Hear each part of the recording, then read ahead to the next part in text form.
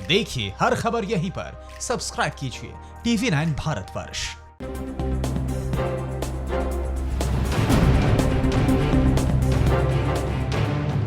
नमस्कार, आपके साथ मैं हूं समीर अब्बास। वक्त हॉटस्पॉट नॉनस्टॉप का हो गया है, जिसमें हम आपको बताएंगे हॉटस्पॉट शहरों का हाल।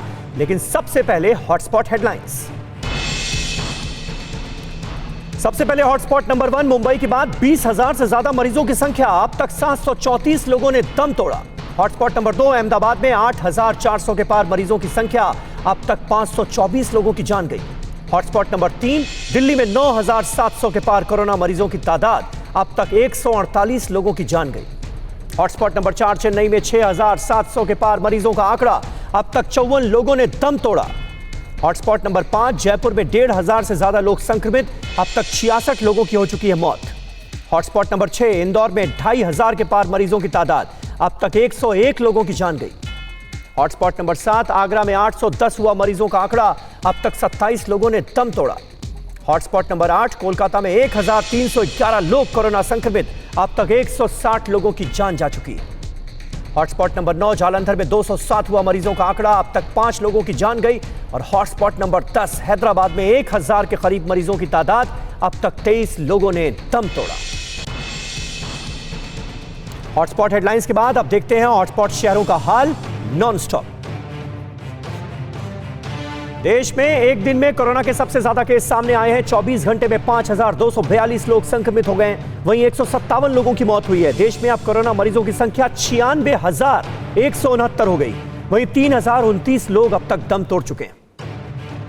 यूपी में कोरोना मरीजों की संख्या में तेजी से बढ़ोतरी हो रही है। प्रदेश में कोरोना के 208 नए केस सामने आ गए। यूपी में अब कोरोना मरीजों की संख्या 4,464 हो गई है, जबकि 112 लोगों की जान जा चुकी है।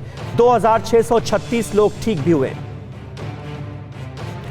हॉटस्पॉट इंदौर में कोरोना मरीजों की संख्या तेजी से बढ़ रही है। इंदौर में कोरोना के 95 नए केस मिले। इंदौर में अब कोरोना संक्रमितों की संख्या 2,565 हो गई है। वहीं 101 लोगों की जान चली गई।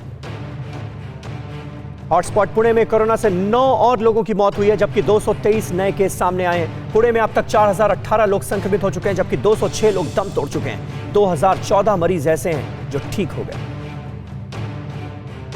आसाम में कोरोना संक्रमितों की संख्या में बढ़ोतरी हो रही है। आसाम में कोरोना के 3 नए केस मिले हैं। ये सभी लोग प्रवासी हैं जो मुंबई से लौट कर गए थे। आसाम में अब कोरोना मरीजों की संख्या 100 हो गई है, जबकि 2 लोग अपनी जान गंवा चुके हैं। और यह हादसे के बाद यूपी प्रशासन की हैरान करने वाली करतूत सामने आई है। शव के साथ मजदूरों को, घायल मजदूरों को ट्रक में बिठाकर झारखंड के लिए रवाना कर दिया गया। झारखंड के सीएम हेमंत सोरेन ने घटना पर दुख जताया और इसे अमानवीय और अत्यंत संवेदनहीन बताया। उन्होंने शवों को सम्मान के साथ झारखंड भेजने की मांग की है।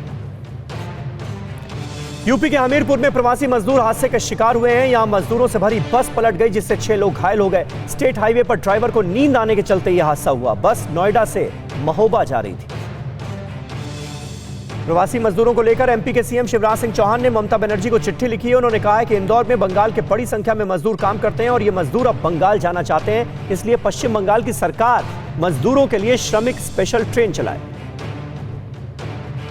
दिल्ली के गाजीपुर मंडी में फिर लोगों की भीड़ बढ़ती जा रही है। यहां कोरोना संक्रमित मिलने के बाद सैनिटाइजेशन के लिए 2 दिन मंडी बंद की गई थी, लेकिन दोबारा मंडी खोले जाने के बाद भी लापरवाही सामने आ रही है और पर्सनल डिस्टेंसिंग का जरा भी ख्याल नहीं रखा जा रहा। चक्रवाती तूफान अम्फान समय बढ़ने के साथ साथ खतरनाक होता जा रहा है। अम्फान तूफान अभी 13 किलोमीटर प्रति घंटे की रफ्तार से आगे बढ़ रहा है, लेकिन अगले 6 घंटों के दौरान तूफान के विकराल रूप लेने की आशंका जताई जा रही है। जैसे ही अम्फान समुद्री तट के पास पहुंचेगा, इसकी रफ्तार 220 किलोमीटर प्रति घंटे तक पहुंच सकती है।